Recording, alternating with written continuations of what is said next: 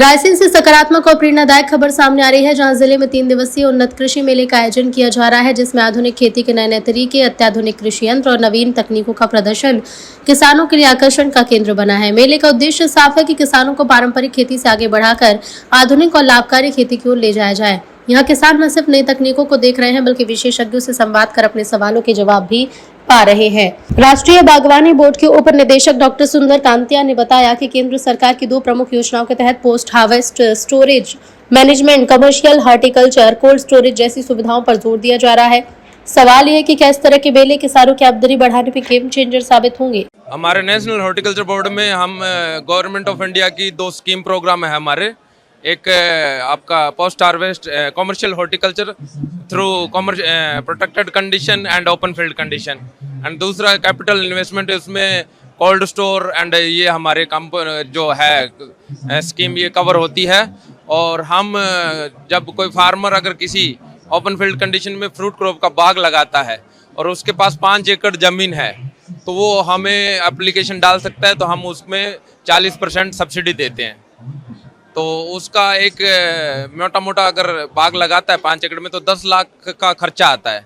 तो 10 लाख का खर्चा आता है, तो हम नेशनल हॉर्टिकल्चर बोर्ड उसको 4 लाख का फाइनेंशियली असिस्टेंट प्रोवाइड कराता है। और दूसरा फ़ायदा ये होता है फार्मर को कि जो फार्मर का हमारी सारी सब्सिडी है वो बैंक एंडेड है। तो फार्मर अगर एग्री इंफ्रा फंड से लोन लेता है बैंक से, तो उसको 3% सबवेंशन रेट मिलता है। तो वहाँ उसका इंटरेस्ट पे भी बहुत सारा फ़ायदा हो जाता है, तो उसका EMI लोड कम आता है।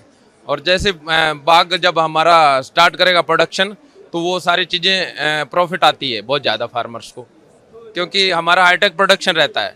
ऐसा नहीं है कि आपने बाग लगा दिया उसमें कुछ नहीं। हमारा starting planting material to post harvest तक हमारे बहुत सारे स्कीम्स हैं। नहीं, हमारे कुछ पोर्टल्स हैं जो ब्रांडिंग का काम कर रहे हैं, और जो लॉजिस्टिक में हमारी एक स्कीम है पोस्ट हार्वेस्ट में, तो वहाँ फार्मर्स अपना ले सकते हैं। जैसे रिफर वैन है, मान लो मध्य प्रदेश में ग्रो कर रहा है, अब उसको दिल्ली जाना है।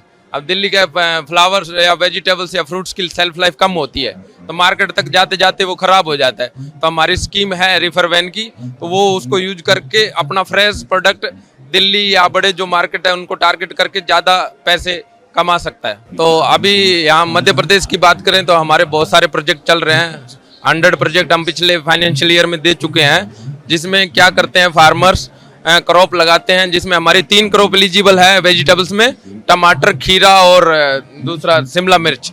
तो अब शिमला मिर्च की बात करें तो एक फार्मर को नेट इनकम 6 से 7 लाख पर साइकिल हो जाता है एक बार में, सीजन में। और अगर बात करें रोज अगर वो लगा रहा है, तो उसको कम से कम 10-15 लाख का 1 एकड़ में इनकम आता है।